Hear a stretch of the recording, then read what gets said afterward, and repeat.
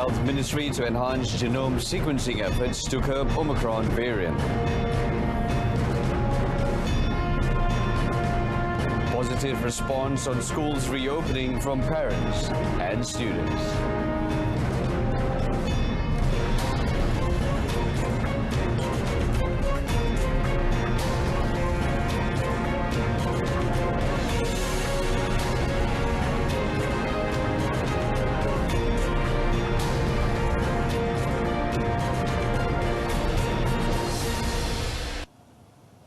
Welcome to Updates at Noon with me, Brendan Lepore.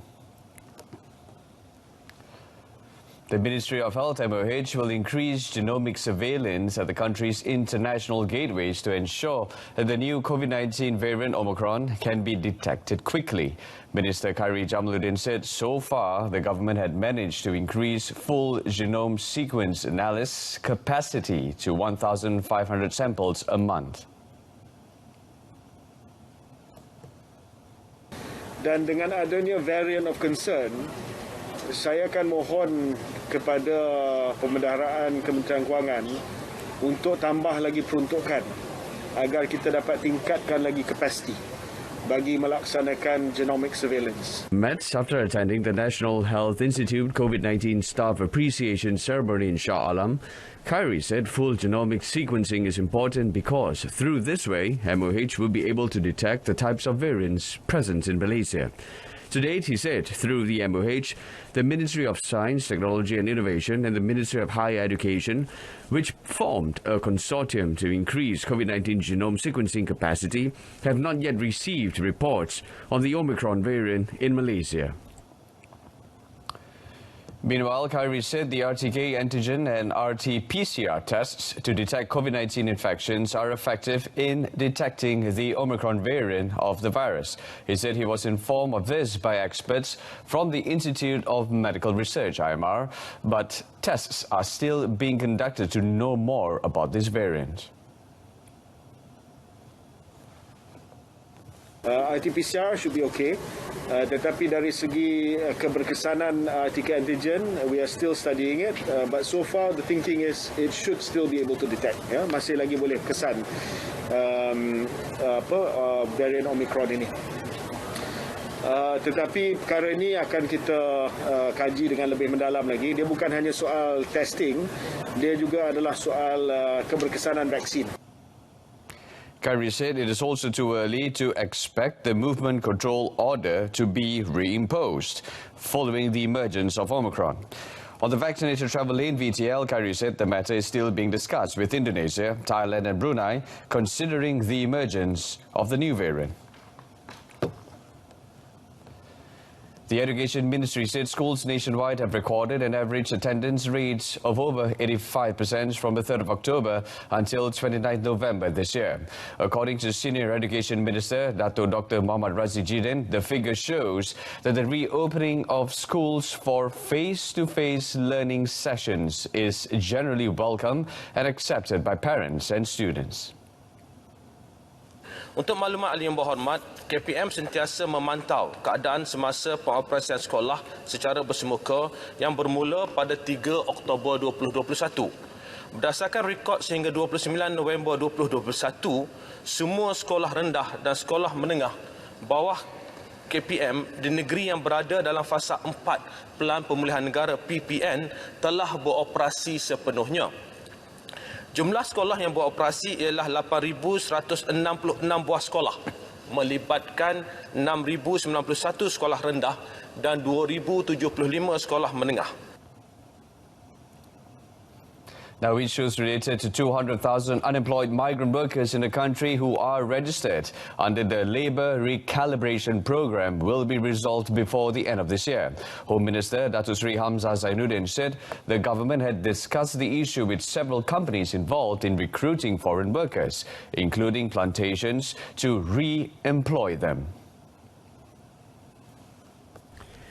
Priority will be given to foreigners who have registered and have been listed under the program to get employment as they are already in the country. Sebab kalau mereka nak yang baru, it will take some time. Yang ini mereka dah pun terima vaksin, semua cukup. InsyaAllah mereka boleh kerja dalam masa 2 minggu sekarang. So itu adalah kerjasama yang akan kita lakukan bersama dengan syarikat-syarikat yang memohon untuk mendapat pekerjaan, untuk mendapat pekerja-pekerja dalam negara kita. InsyaAllah.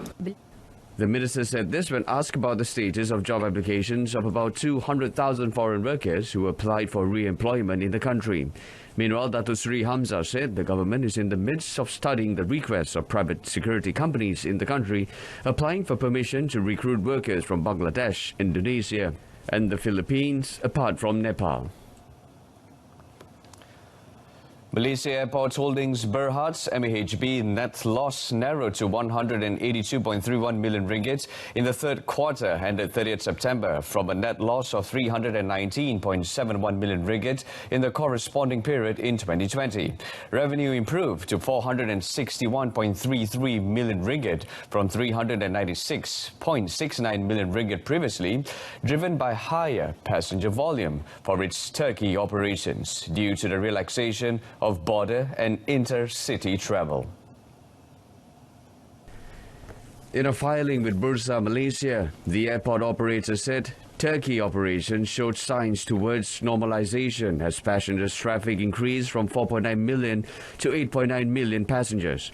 Passenger traffic for the Malaysia operations contracted by 77.8% to 1.0 million passengers, compared to 4.5 million passengers in the corresponding quarter last year, impacted by the continuation of the movement control order and renewed total lockdown from the 1st of June 2021.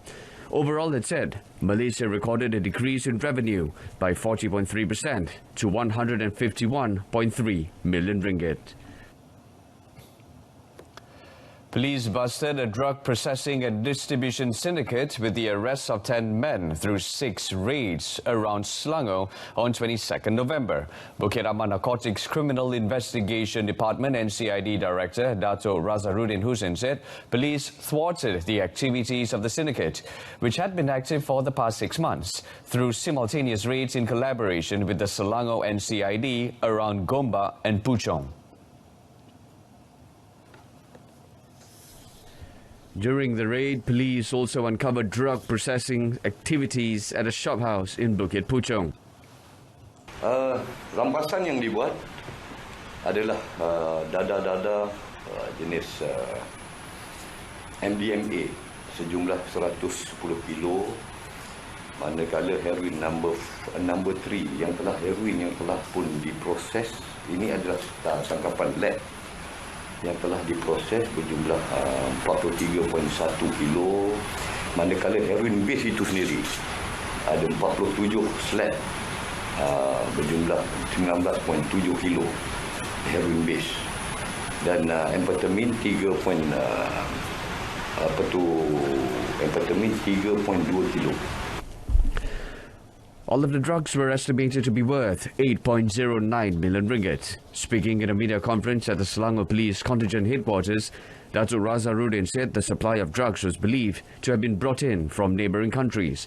In addition, he said police confiscated various assets, including vehicles, jewellery, bank accounts and cash amounting to 2.039 million ringgit, adding that the total value of the seizure was estimated to be worth over 10 million ringgit. He said the case is being investigated under Section 39B of the Dangerous Drugs Act 1952, and all the suspects have been remanded for 5 to 11 days from 23rd November. Foreign Enforcement Agency personnel were among 6 individuals arrested on suspicion of being involved in stealing alcoholic beverages in Dungkil, Selangor. All the suspects, is in their 20s to 40s, were detained around Dungkil and Shah Alam. Deputy Inspector General of Police Datuk Sri Mazlan Lazim said the foreign enforcement personnel were believed to have helped the syndicate by leaking information on the storage facility of liquor that had been confiscated. Police also found Captagon pills weighing 2 kilograms, 47 Aramin 5 pills and 4.9 grams of cocaine, all estimated to be worth 559,899 ringgit. He said they also confiscated electronic scales, mobile phones and over 100,000 ringgit in cash found in the vehicle of the enforcement personnel. Dan kita masih lagi dalam siasatan untuk melihat dari segi sindiket itu terlibat dengan mana-mana yang berkenaan. Jadi kita berharap sangatlah dalam perkara ini kita dapat melumpuhkan mereka yang mana-mana terlibat dalam kes samun yang berkenaan.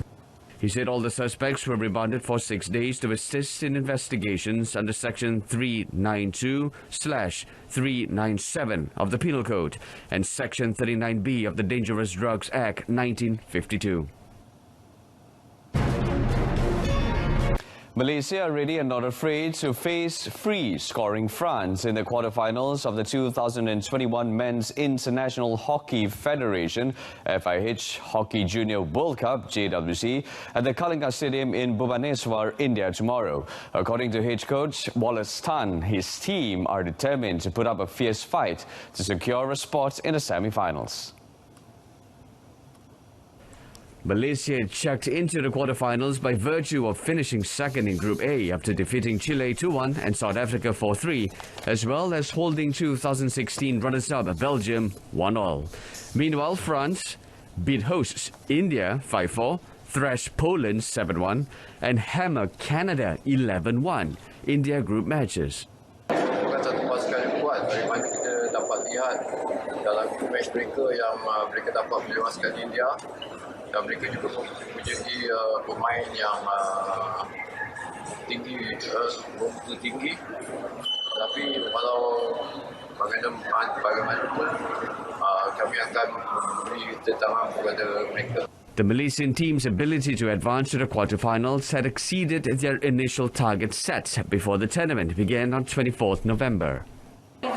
Argentina's Lionel Messi won the Ballon d'Or award for the best player in the world for a record-stretching 7th time, beating Robert Lewandowski and Jorginho to lift soccer's most prestigious trophy yet again. Now the forward added to his 2009, 2010, 2011, 2012, 2015 and 2019 trophies after winning the Copa America for the first time with his country last July.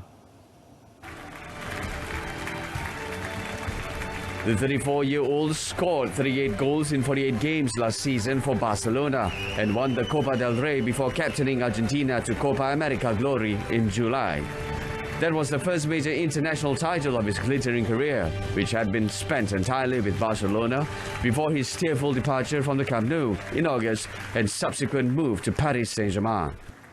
Muy especial por haber conseguido el sueño después de haberlo peleado tanto, de no haber bajado los brazos, de haber pasado muchos malos momentos en la selección, después de haber perdido algunas finales, haber recibido muchísimas críticas y el seguir intentándolo y no bajar los brazos porque no sentía que no podía terminar mi carrera sin poder conseguir algo con la selección argentina. Messi has played just 11 games for PSG so far, scoring 4 goals, but he was rewarded as much as anything for his continued brilliance down the years. Prolific Bayern Munich striker Robert Lewandowski finished second, and Chelsea and Italy midfielder Jorginho was third in the voting by a jury of journalists from around the world. Meanwhile, the women's Ballon d'Or went to Alexia Putellas after the Spain midfielder guided Barcelona to Champions League glory. Putellas is the third winner of the Ballon d'Or Femina after Ada Hegerberg in 2018 and Megan Rapinoe in 2019. Spain international Putellas, 27, captained Barcelona to victory in this year's Champions League, scoring a penalty in the finals as her side hammered Chelsea 4-0.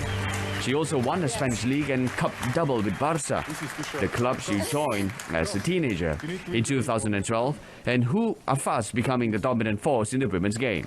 Her Barcelona and Spain teammate Jennifer Hermoso was second, with Sam Kerr of Chelsea and Australia coming in third. Manchester United announced they had appointed Ralf Rangnick as interim manager until the end of the season, following the sacking of Ole Gunnar Solskjaer after a disastrous run of results.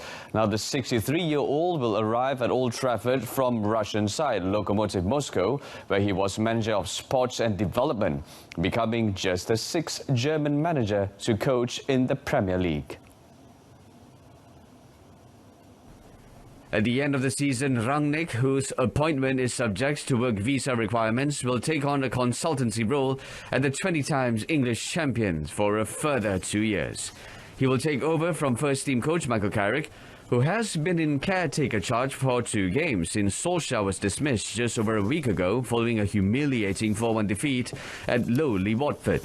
Carrick, who has overseen a Champions League win over Villarreal and a 1-1 draw on Sunday at Stamford Bridge, will remain in caretaker charge until Rangnick's work visa is finalised.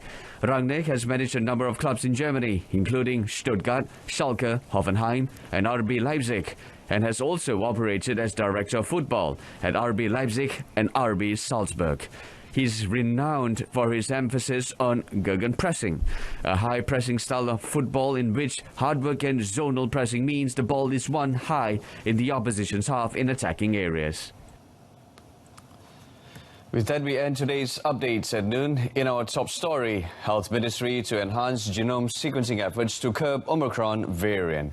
Tune in to News at 10, coming up at 10 p.m. on my Freeview saluran Berita RTM channel 123. You can also stream the channel via YouTube or RTM's Click web portal and mobile app. Till then, I'm Brendan Lepol. Thanks for your company and take care.